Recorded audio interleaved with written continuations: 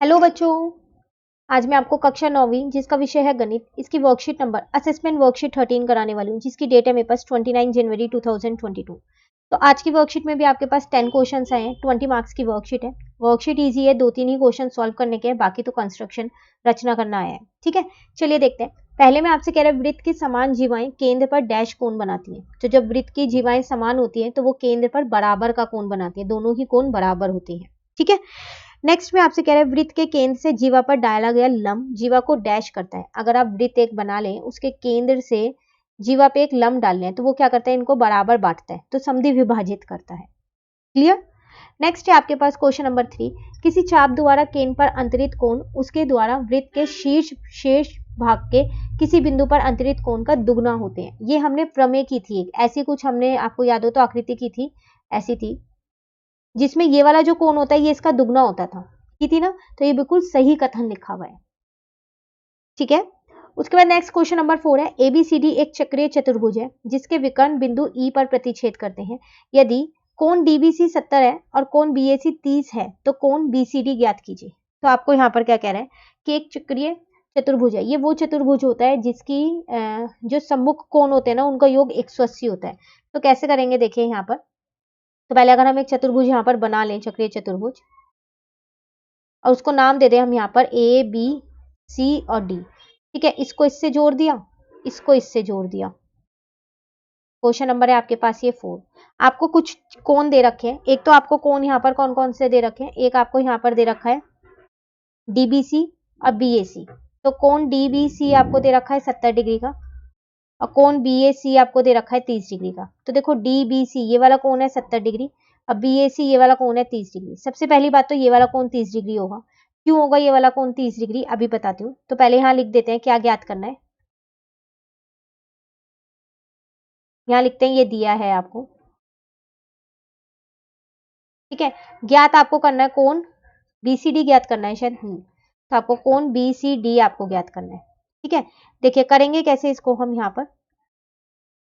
तो सबसे पहले मैंने यहाँ लिखा कि कोण जो बीएसी है ना, वो किसके बराबर हो जाएगा, कोण बीडीसी के बराबर होगा। दोनों ही 30 डिग्री के होंगे। क्यों, क्योंकि एक ही वृत्तखंड के बने कोण है ये। यहाँ लिख देती हूँ, एक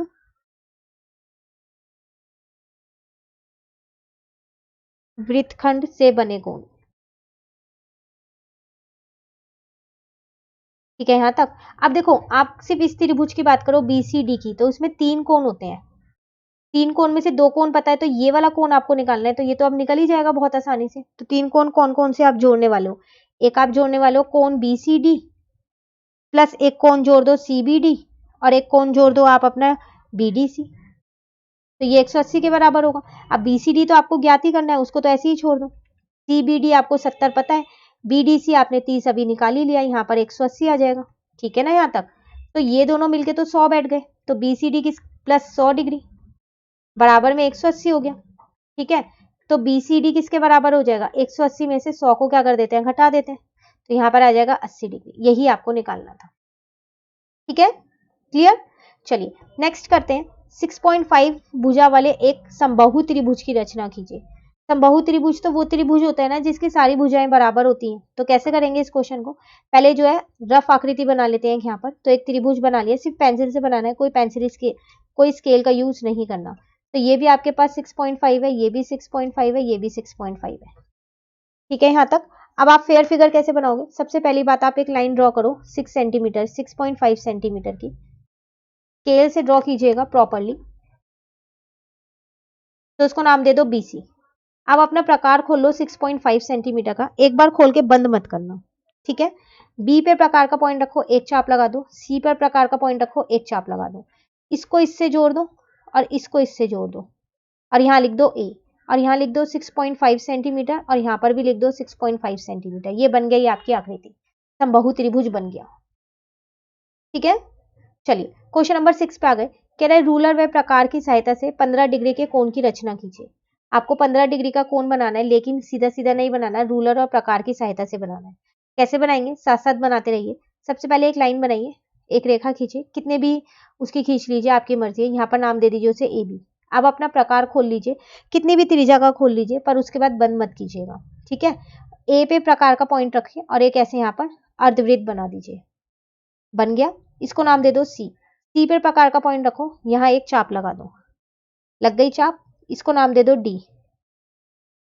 ठीक है, इसको चाप थोड़ा सा ना आपकी ऐसे लगेगी वरना ये 90 डिग्री बन जाएगा। ठीक है, इसको इस चाप से जोड़ दो। अब जो ये डीसी है, इतना प्रकार खोलो डीसी के जितना, ये 60 डिग्री का एंगल बना है आपका। जब पहला चाप लगाते हैं ना ये वाला, तो ये 60 डिग्री का होता है। अब डीसी के जितना प्रकार खोलो, डी पे रखो एक चाप लगाओ, सी पे रखो एक चाप लगाओ और इसको जोड़ दो, तो ये बन गया 30 डिग्री। 60 का आधा किया तो 30 हो गया। इसको नाम दे दो, जो ये वाला पॉइंट आया इसको नाम दे दो ई। ठीक है, अब ई सी के जितना प्रकार खोलो, ई और सी के जितना, इतनी त्रिज्या का खोलो प्रकार। ई पे रखो प्रकार का पॉइंट, सी पे पेंसिल का पॉइंट, खुल गया। ई पे रखो प्रकार का पॉइंट एक चाप, सी पे रखो प्रकार का पॉइंट एक चाप, और ये जो बना ये आपका बन गया 15 डिग्री। 30 का आधा किया तो कितना आ जाएगा 15 डिग्री। तो ये यहाँ पर नाम दे दो, इसको एफ नाम दे दो। तो एफ ए बी ये आपका बन गया यहाँ पर 15 डिग्री का कोण, प्रकार और रूलर की मदद से। क्लियर?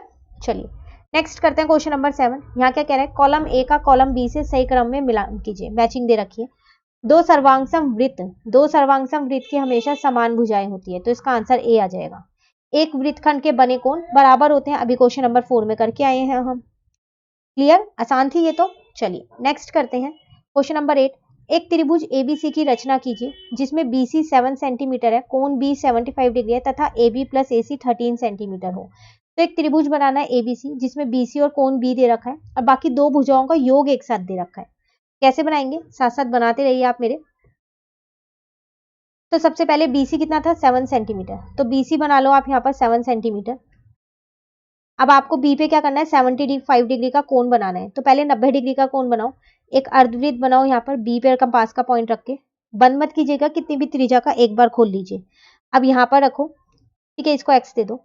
यहाँ पर रखो प्रकार का पॉइंट, एक चाप यहाँ लगाओ, पहली चाप पे रख के दूसरी चाप लगा दो। ठीक है, अब पहली चाप पे रख के एक चाप ऊपर लगाओ, दूसरी चाप पे रख के एक चाप ऊपर लगाओ। ये जो आपका बनाना है ये आपका बना है 90 डिग्री का कोण, लेकिन आपको कितना बनाना है 75 डिग्री का बनाना है।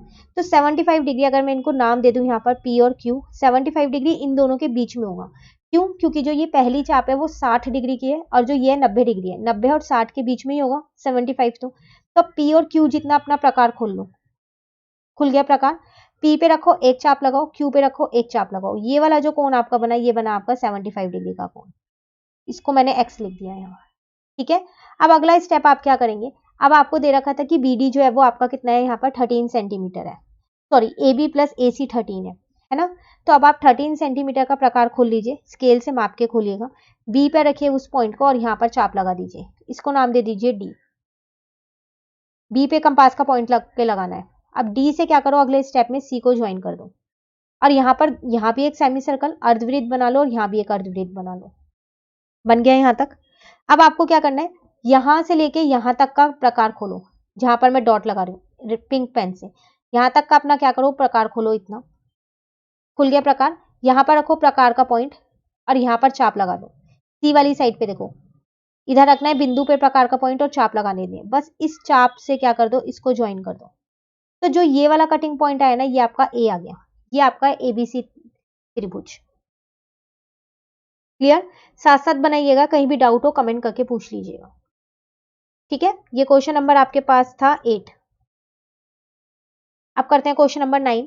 कह रहा है एक त्रिभुज पी क्यू आर की रचना कीजिए जिसमें क्यू आर जो है वो 6 सेंटीमीटर है, कोण क्यू जो है वो 60 डिग्री है, P R minus P Q जो है वो 2 सेंटीमीटर है। फिर सेम वही है पर यहाँ प्लस है यहाँ माइनस है। तो सबसे पहली बात आप क्यू आर बनाइए 6 सेंटीमीटर की।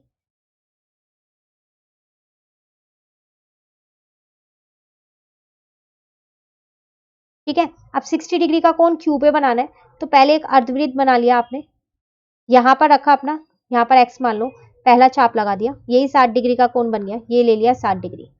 इसी को आप क्या करो नीचे तक एक्सटेंड कर लो थोड़ा।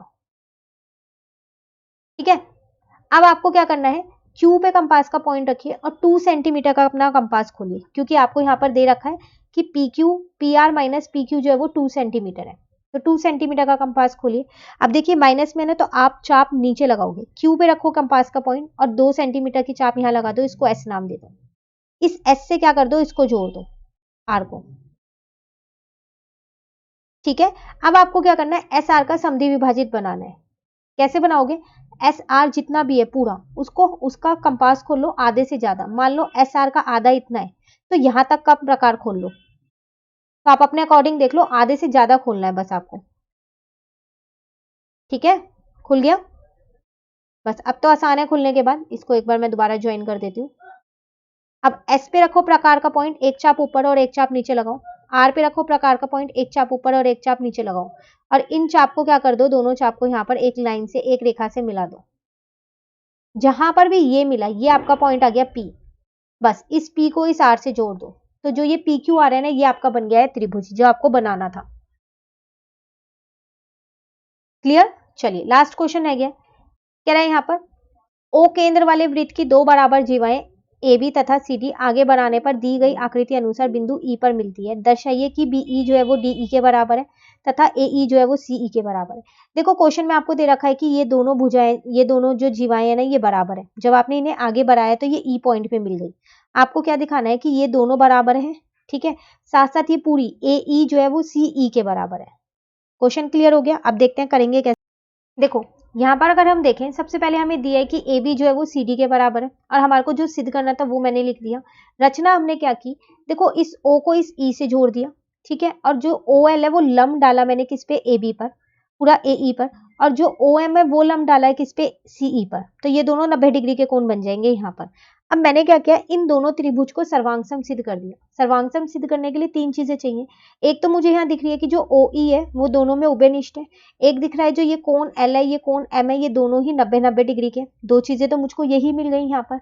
और दूसरा एक मुझे मिला यहाँ ओ एल जो है वो ओ एम के बराबर है। ये दोनों बराबर है, क्यों, क्योंकि ये दोनों जीवाएं बराबर है, ए बी और सी डी। तो वो केंद्र से जो है वो बराबर की दूरी पे होती है। जो बराबर जीवाएं होती है वो केंद्र से बराबर की दूरी पे होती है। तो ओ एल ओ एम के बराबर हो जाएगा। ठीक है, तो मैंने क्या किया, ऐसे ही करते करते ये तीन चीजें यहाँ पर लिख दी। सबसे पहले वही रचना लिख दी, क्या क्या की, सिद्ध क्या करना है, दिया क्या है।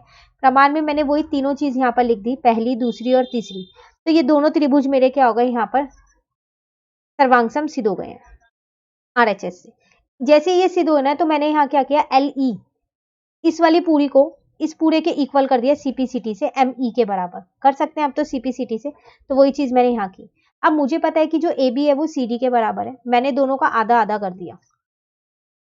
ठीक है, जैसे ही दोनों का आधा आधा किया तो ए बी का आधा किया तो बी एल आ गया, सी डी का आधा किया तो डी एम आ गया। अब मैंने दूसरी समीकरण में से पहली समीकरण घटा दी।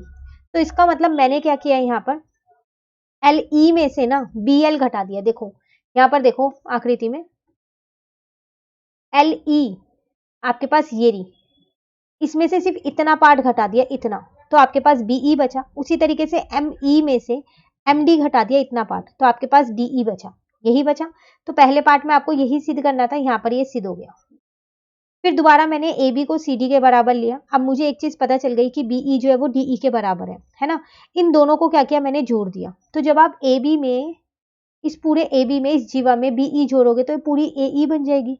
और जब आप सी डी वाली जीवा में डीई जोड़ोगे तो सीई बन जाएगी, है ना। तो यहाँ पर आ गया सीई। यही तो दो चीजें प्रूव करनी थी, हैंस प्रूफ, सिद्ध हो गया जो मुझे सिद्ध करना था।